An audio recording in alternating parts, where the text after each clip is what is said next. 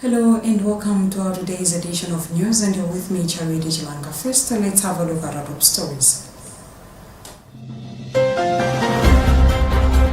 Pope Francis says everyone must combat human trafficking, never be complicit. Malawi takes away entry visa fees for travelers from 79 countries and territories. Malawi Revenue Authority moves to automate lawyers' billing system for the mining sector.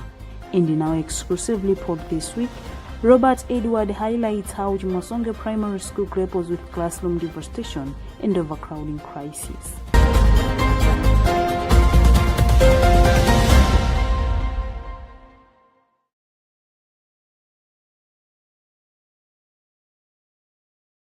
We have these and many more. Stay tuned.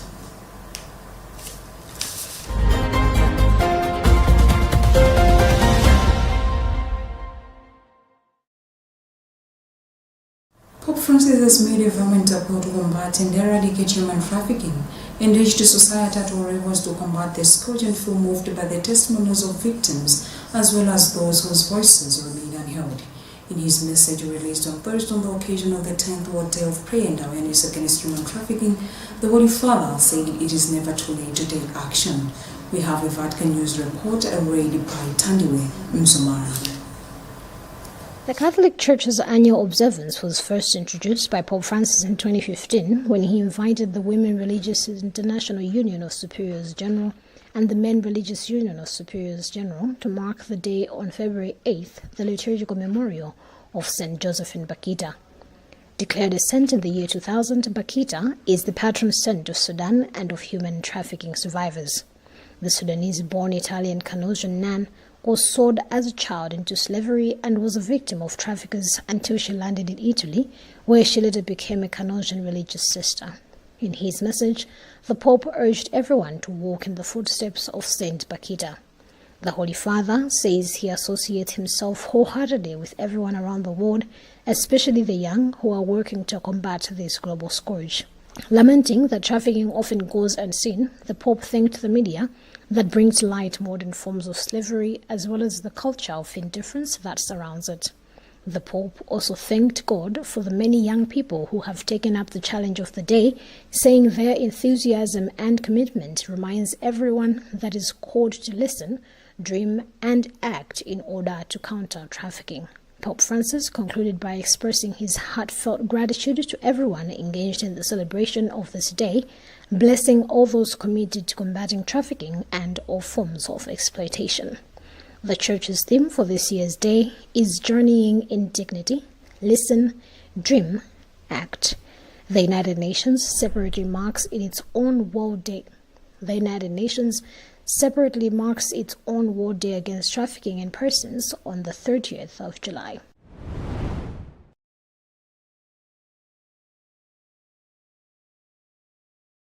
Government has removed entry visa fees for travelers from 79 countries and territories across the world. This is said to be a move to boost tourism and trade in the country. A statement from the Ministry of Information states that Chibela had approved an amendment to the Immigration Act with respect to visa requirements for individuals wishing to travel to Malawi.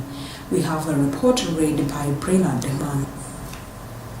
The waiver became effective on February 7, 2024, after Minister of Homeland Security Kenneth Zikali Ngoma amended Immigration Act with the aim of streamlining entry procedures and facilitating smoother access for international visitors. Among other countries to benefit from the waiver include Antigua and Barbuda, Australia, Canada, China, France, Germany, Jamaica, New Zealand, the United Kingdom, Israel and the United States of America. Minister of Tourism Vera Kantukule says with each visa waiver, Malawi paves the way for new connections, cultural exchanges and economic opportunities that will enrich lives and empower communities. Under the revised regulations, nationals from the Southern African Development Community SADC and the Common Market for Eastern and Southern Africa COMESA do not require visas when entering Malawi. Additionally, diplomats, government officials, and holders of travel documents issued by organizations such as the United Nations and African Union will no longer require visas when conducting official business in Malawi. Meanwhile, President Lazarus Chakwera has reported that government has made bilateral agreements with countries like Mozambique, Uganda, and Kuwait to introduce direct air flights to Malawi, a development that has helped to increase international arrivals by 64% from 2021.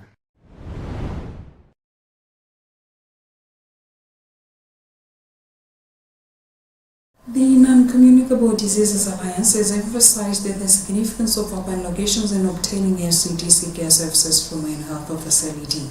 The alliance urged the government to supply crucial resources such as blood pressure machines and glucose meters to facilitate accessibility. Modi Makasangula, chairperson of the NCDC Alliance, stressed the importance of assuring that people have a clear understanding of care services during an engagement meeting in Lilongwe on Thursday. More in this report by Bridget Mwanuka. Makasungula states that the Alliance strives to enhance the understanding and accessibility of NCD services for people in diverse communities. She said this is achieved through the Advocacy Institute Accelerator Program, a collaborative initiative that includes various stakeholders in the Alliance, such as the Women Coalition Against Cancer in Malawi, WOCACA. Trying to see is that do people in the communities understand what care services they can access? Do they know that when they go to the hospital, they can have their blood pressure measured, they can have their sugar measured? Do they know that they can ask for services from the laboratory? So that's what it was all about. Do they know that they can access different types of services on NCDs in the health facility? The project also assessed the accessibility of NCD services in healthy facilities, with Lilongwe District identified as a key area for the knowledge, attitudes and practices KP survey, as explained by Dr. Helen Ndidi, who led the survey team. We noted that regarding risk factors, people have some information, but they get the information maybe through just informal communication amongst themselves. So probably there is need for more sensitization around that. And regarding services at the facility, it's not that much. Some are aware that the facility can offer services regarding treatment and care on respective non-communicable diseases. Sam Kumanje, who is battling kidney failure, emphasized the need to intensify awareness about NCD's risk factors for early prevention, addressing the informal communication people receive about healthy facilities. There are a number of challenges that, more especially people living in the NCDs are facing. We are looking, first of all, as a client or a person who is suffering from these NCDs. There is that shortages of drugs in the hospitals, that people are not able to access drugs in the hospitals. As a result, they are actually forced to buy those drugs, which are always very, very expensive for a local Malawian like myself. At the same time, with the distance that people are walking to access the medical treatment at the hospital, some are traveling very long distances to access such medication. At the same time, we are having the challenges of the skill that the medical personnel are having, more especially like diagnosis. It's taking time that people should be able to be diagnosed. As a result, by the time they are going to diagnose, you find out everything has been damaged. The chances of being recovered, they are always very slim. During the discussion, concerns were voiced regarding the inadequate funding for organizations addressing non-communicable diseases, with only 700 million kwacha designated in 2023 to cover all NCD services in a fiscal year. NCDs encompass a spectrum of health issues, including cancer, high blood pressure, hypertension, asthma, diabetes, sickle cell, and epilepsy.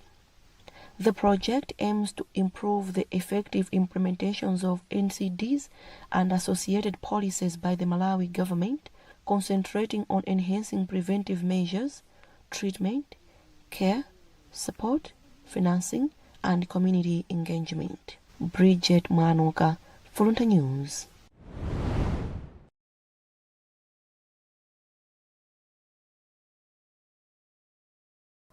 Mzuzu Central Hospital has received intraocular lenses eye medical supplies worth 16 million baja from Mzuzu Lions Club in the quest of improving eye health delivery at the Northern Regional Referral Hospital.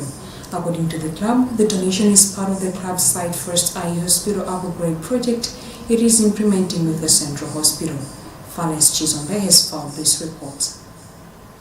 In an interview, the Chief Nursing Officer, Matthias Pondwe, said the provision of the equipment by Mzuzu Lions Club will enable Referral Hospital to save more clients within a day.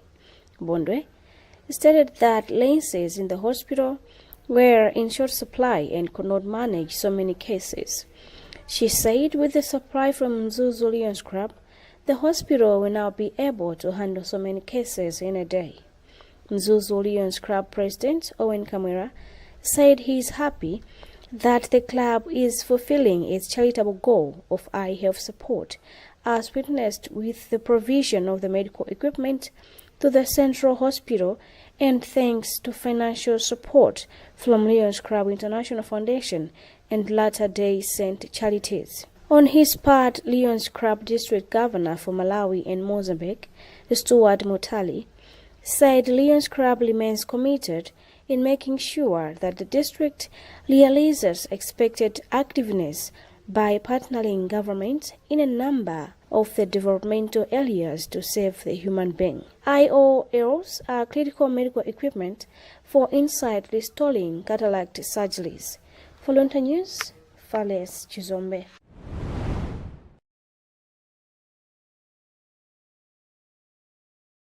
You're still watching news on Luntha Television. We'll be back after this short break.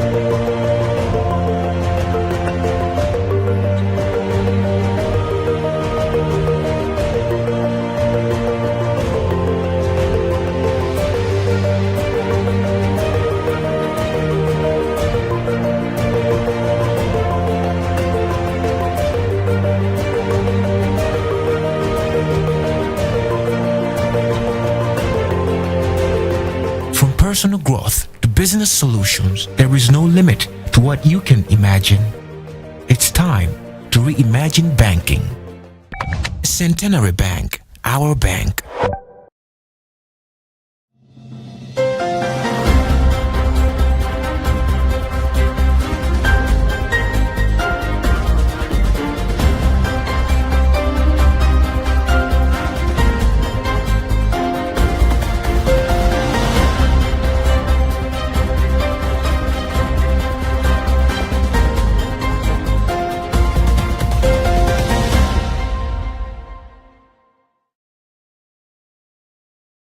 Remember, you're watching news right here on Luntha Television, and now a reminder of the top stories.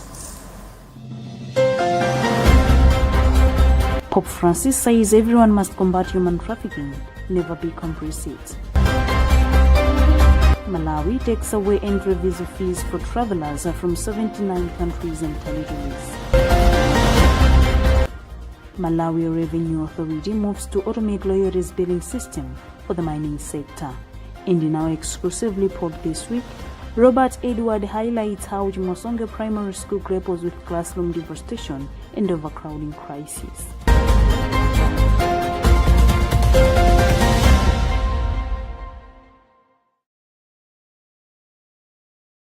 Moving on, the Malawi Revenue Authority MRA says it will from April 1st this year start collecting royalties from the mining companies. The initiative is a transition to be automated. The new system will ease all the challenges that mining firms have been encountering during the previous system. Bernard Manza reports. As part of the process to establish the new system, the Malawi Revenue Authority is meeting with different stakeholders from the mining sector to take their inputs for effective implementation of the new system. Speaking in Ndulongo on Thursday during the said meeting, MRA officials hinted that the system will promote efficiency in Mshani. Yes, the government decided that the mining royalty are working together to implement that. I think it's a good development and it was overdue. And with the way we have seen, I think it's a simple process where we'll be doing everything online. So I think when it's starting, it will be hard, but we'll get used to it.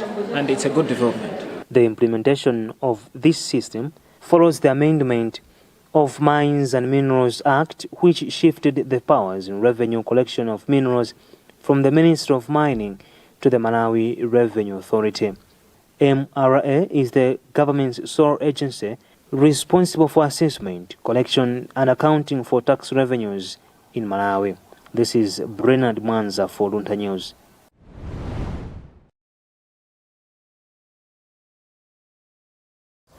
The Ministry of Health has commended the Balaga District Council for advancing health structure construction in the area. Dr. Samson Ndoro, Principal Secretary in the Ministry, conveyed this during a health infrastructure supervisory visit on Thursday. Ndoro expressed optimism that the projects will be completed within the agreed time frame. Andrew Ndoro compiled a report read by Jean Galande Bernard.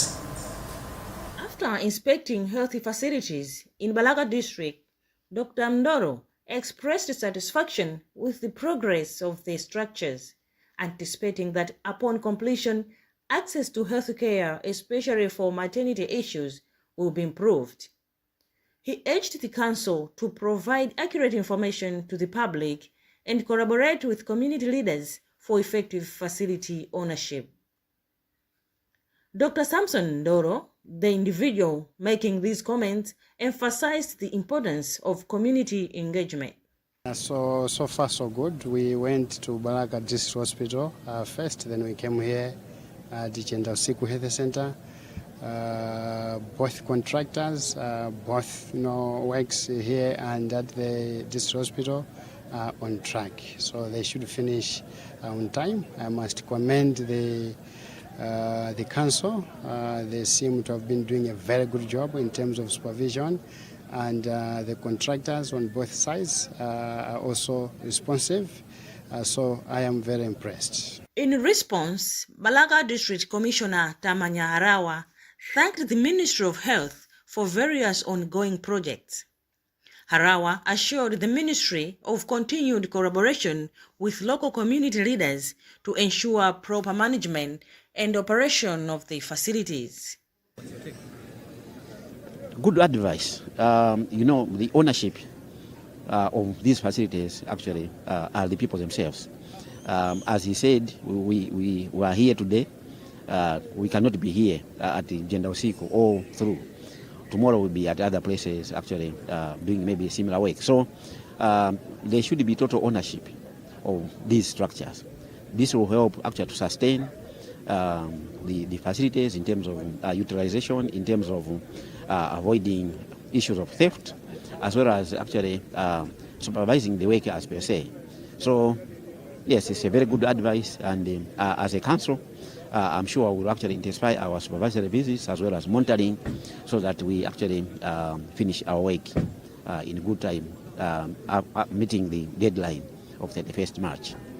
Balaga District, with approximately 18 health facilities, including 6 CHAM facilities, caters to a population exceeding 500,000.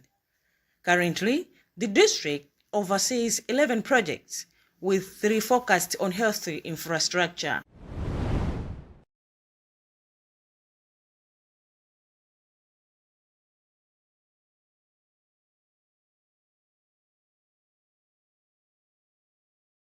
Chimosongo primary school students have issued an SOS due to the destruction of classroom blocks by strong winds in the past 2 years. Head teacher Amos Foreman states that the remaining classrooms are overcrowded, accommodating nearly 200 learners in one room. Ministry of Education spokesperson Patson Ponola notes that schools affected by natural disasters are slated for rehabilitation, while Benedict Tugundowe, the Executive Director of the Civil Society Education Coalition, deems the situation is not only unsuitable for learning, but also detrimental to learners' concentration. In our exclusive report this week, Robert Edward highlights how the Masonga Primary School grapples with classroom devastation in the overcrowding crisis. Let's watch. Meshek Piri is a standard 8 learner at Chimasongwe Primary School in Lilongwe Rural East of Marikazon, whose 2 classroom blocks could not stand the testing fate of the winds that blown off its roofs on November 22, 2023 and February 5, 2024. He and 3,296 fellows were rendered destitute and subjected to distracting and unconducive environment, with authority almost giving a blind eye. According to the head teacher for the school, Amos Foreman, their hope is on well-wishers to come in as school improvement grant SIG funds, which is just above 6 million kwacha, according to last year, cannot manage to rehabilitate the 2 blocks. It affected a lot because here at Chimasongo we have got 2 shifts, shift 1 and 2, because of shortage of classroom. So once these 2 classrooms was blown off by the heavy winds, it was heavy blow to us. So we are failing to accommodate all learners because of this shortage of classroom. The school is in village Headman Karulu in traditional authority Jimoto and is along the M5 road, with the campus within just 30 meters from the main tarmac road. This again exposes the children to any possible distraction passing on the road, as the school has no fence. If the status quo remains, we will continue to register accidents because the school is close to the road, and at times control of movement of learners becomes compromised, especially in the absence of the fence, because the fence is a very control mechanism in as far as irregular movement of learners is concerned. In this particular case, there isn't that control. So in effect, I would be of strong view that the ministry is abdicating its responsibility to make sure that it provides a conducive environment. The tragic events that took place on 5th February and 22 November did not only affect the school. This CCAP church was also shown the bad side of the winds. When we asked Blyton Kadipande, who represented village headman Kalulu during our day of visit, we were shared another sad tale of reality for the learners.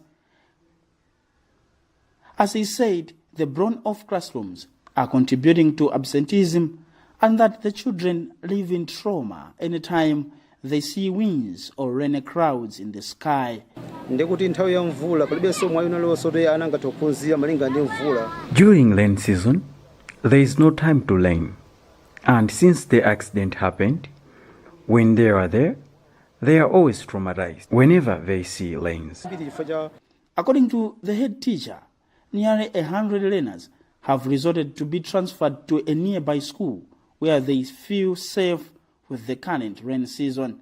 In his response to our questions, spokesperson for the Ministry of Education, Pasong Honera, could not specifically share a comment on Chimasonga Primary School, but was quick to mention that there are a number of schools which faced the bad fate of natural disasters, which have been earmarked for rehabilitation soon. I think if it is true that Chimasonga is in that shape, then definitely it must be among the schools that have been earmarked for refurbishment, and that is very soon. However, according to Kondowe, the situation at Chimasongwe is worrying.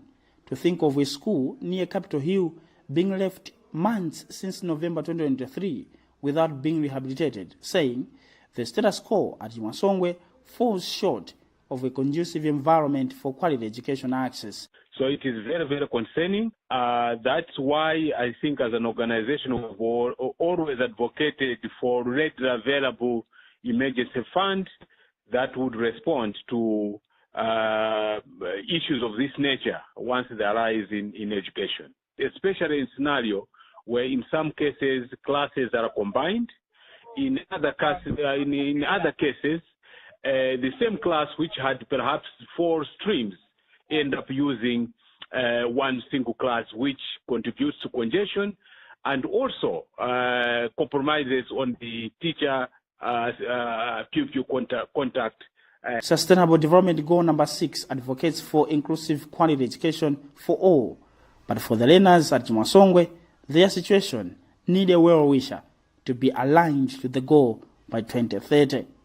At the time of finding this story, registrator for the area, Winston Gaimabanjira, was not available for comment.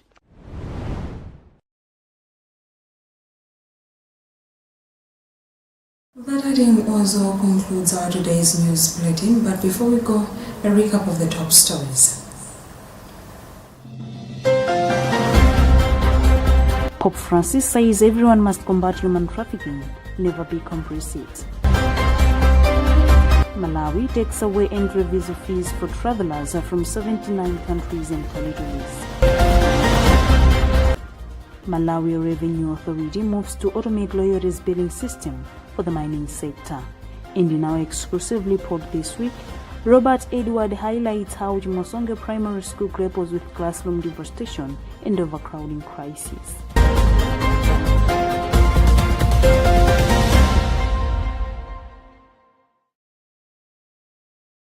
You've been with me, Charity Jalanga. Thanks for the pleasure of your company and have a lovely weekend.